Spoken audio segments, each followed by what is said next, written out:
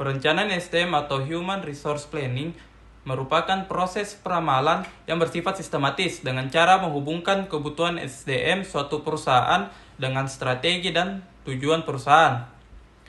Selain itu, perusahaan juga perlu memastikan bahwa SDM yang dimiliki sudah memadai, berkualitas, dan kompeten dalam mencapai tujuan perusahaan tersebut. Yang pertama, menurut KBBI.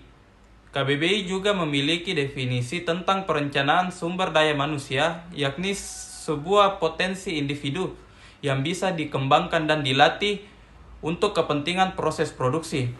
Yang kedua, menurut Matis dan Jackson 2001, perencanaan SDM adalah sebuah proses identifikasi dan analisis untuk memiliki SDM yang bisa mencapai tujuan organisasi atau perusahaan. Tujuan perencanaan SDM terdiri dari 4. Yang pertama, monitoring demand dan supply SDM. Ini dapat membantu Departemen SDM dalam mengantisipasi kebutuhan jumlah dan kualitas tenaga kerja pada kemudian hari. Yang kedua, membantu Human Resource menemukan kandidat yang tepat. Perencanaan SDM memberikan banyak bantuan terhadap Departemen Human Resource untuk bisa bekerja lebih proaktif. Dengan adanya data kebutuhan karyawan dari perencanaan SDM, Human Resource dapat menemukan kandidat pekerja dengan karakteristik dan kompetensi yang sesuai dengan posisi pekerjaan.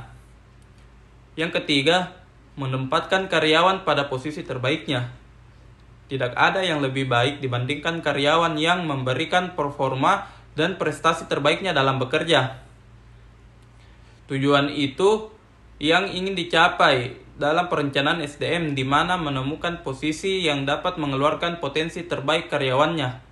Dan yang terakhir, yang keempat, efisiensi organisasi. Agar perusahaan dapat memberikan hasil yang optimal dalam operasionalnya, perusahaan harus efisien agar tidak perlu mengeluarkan dana berlebih pada hal-hal yang tidak penting.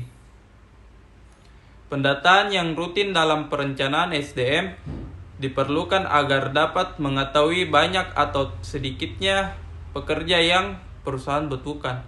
A few minutes later. Analisis tujuan organisasi. Selanjutnya, teman-teman bisa menguraikan tujuan organisasi atau perusahaan tersebut menjadi lebih rinci, yakni menjadi tujuan setiap divisi. Contohnya itu seperti divisi marketing, keuangan, produksi. Dengan perincian itu, maka penilaian kebutuhan itu akan terbentuk. Yang kedua, melakukan inventarisasi SDM. Maka selanjutnya ketahui tentang informasi SDM yang tersedia di perusahaan teman-teman saat ini. Hal ini termasuk dalam inventarisasi kapasitas, kemampuan, jumlah, latar belakang pendidikan, hingga potensi tenaga kerja. Yang ketiga, memperkirakan demand and supply SDM. Memperkirakan tenaga kerja yang perusahaan butuhkan di masa yang akan datang. Jadi perusahaan harus mempertimbangkan apa yang harus ada dalam penambahan karyawan, produktivitas, dan lain sebagainya. Mencatat dan mengelola tenaga kerja perusahaan dapat dilakukan dengan menggunakan aplikasi yang tersedia pada perusahaan. Dan yang keempat itu memperkirakan kesenjangan SDM. Melakukan perkiraan kesenjangan SDM ini sangat penting karena akan menentukan apakah akan ada penambahan ataupun pengurangan. Hal ini dilakukan karena perbandingan demand and supply SDM. Yang kelima itu merumuskan rencana tindakan SDM. Tahapan selanjutnya yaitu tim perencanaan SDM harus merumuskan rencana tindakan. Pada tahapan ini dilakukan setelah hasil perkiraan sudah tersedia ataupun tidak. Salah satu contohnya, tindakan yang bisa diambil yakni berupa mutasi antar bagian ataupun pemutusan hubungan kerja. Dan yang keenam itu, yang terakhir itu pengendalian umpan balik. Pemantauan, pengendalian, dan umpan balik sesuai dengan kebutuhan perusahaan ataupun organisasi yang ada pada setiap perusahaan. 1 hour later. Rekrutan karyawan yang bertalenta tinggi.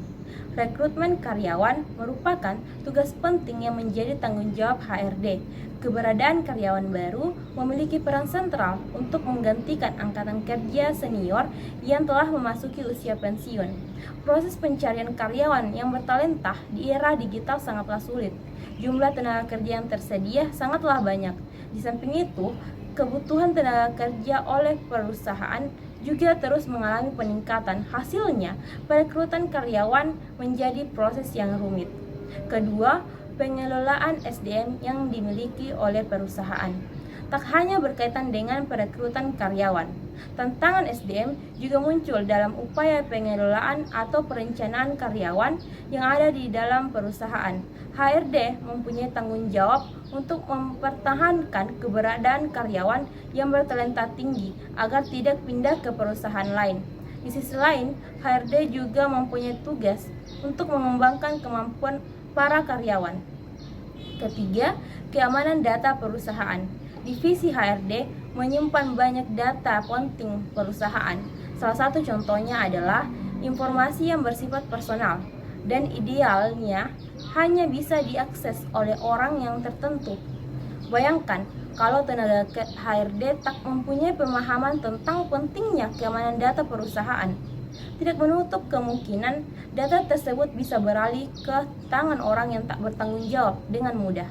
Untuk mengatasi problem ini, HRD memiliki pemahaman tentang penerapan standar keamanan data perusahaan. Keempat, peningkatan soft skill. Tugas yang harus dijalankan oleh HRD tidak hanya berkaitan dengan aktivitas administrasi. HRD mau menjalankan perannya sebagai pihak bertanggung jawab dalam manajemen SDM. Oleh karena itu, tenaga HRD tidak hanya perlu melengkapi diri dengan hard skill, namun keberadaan soft skill juga sangat penting untuk membantu mereka dalam menjalankan tugas dan perannya. Kelima dan yang terakhir yaitu sistem penilaian kuantitatif. Terakhir, HRD juga perlu memiliki struktur data yang dapat mendorong perusahaan dalam mencapai tujuan bisnis. Keberadaan yang terstruktur, data yang tertata dengan baik dapat membantu perusahaan menilai kinerja para karyawan secara kuantitatif. 24 hours later. Faktor yang perlu dipertimbangkan dalam perencanaan sumber daya manusia serta pentingnya perencanaan SDM bagi perusahaan. Adapun faktor-faktor yang perlu dipertimbangkan dalam perencanaan SDM yaitu yang pertama, pertumbuhan atau growth. Setiap perusahaan memiliki tingkat pertumbuhan pendapatan yang berbeda-beda. Dalam melakukan perencanaan sumber daya manusia, tim HR perlu melakukan berbagai pertimbangan berdasarkan faktor pertumbuhan finansial dan kebutuhan perusahaan. Nah, dalam hal ini perencanaan SDM harus menyesuaikan dengan kondisi keuangan perusahaan, jangan sampai perencanaan SDM terlalu berlebihan. Yang kedua, perubahan atau change. Dalam bisnis, perubahan dapat terjadi kapanpun dan dimanapun tanpa bisa dipastikan kapan akan terjadi. Ketika perusahaan sedang mengalami perubahan, HR atau Human Resource harus bisa berpikir kreatif dan lebih fleksibel dalam melakukan perencanaan SDM agar bisa memenuhi kebutuhan perusahaan dengan lebih baik. Dan yang ketiga, teknologi. Human Resource perusahaan harus dapat menyesuaikan perencanaan SDM dengan perkembangan teknologi saat ini. Hal tersebut perlu perusahaan lakukan untuk mengefisiensikan proses perencanaan SDM yang baik untuk perusahaan. Penggunaan teknologi dalam perencanaan SDM terbukti memberikan pengaruh besar terhadap kemudahan dan kelancaran dalam mengirim suatu informasi serta memudahkan dalam mengelola data dan berbagai kepentingan perencanaan lainnya. Nah, itulah 3 faktor penting yang perlu teman-teman ketahui dalam perencanaan SDM. 1 week later. Ada 5 alasan mengapa perencanaan sumber daya manusia sangat penting bagi perusahaan. Yang pertama, mendorong terbangunnya sistem informasi SDM yang kompeten. SDM yang kompeten akan didapatkan dengan perencanaan yang terarah. Hanya karyawan dengan kinerja bagus yang akan terus mendorong kemajuan perusahaan. Sedangkan karyawan yang tidak ingin berkembang akan otomatis terdesak oleh sistem.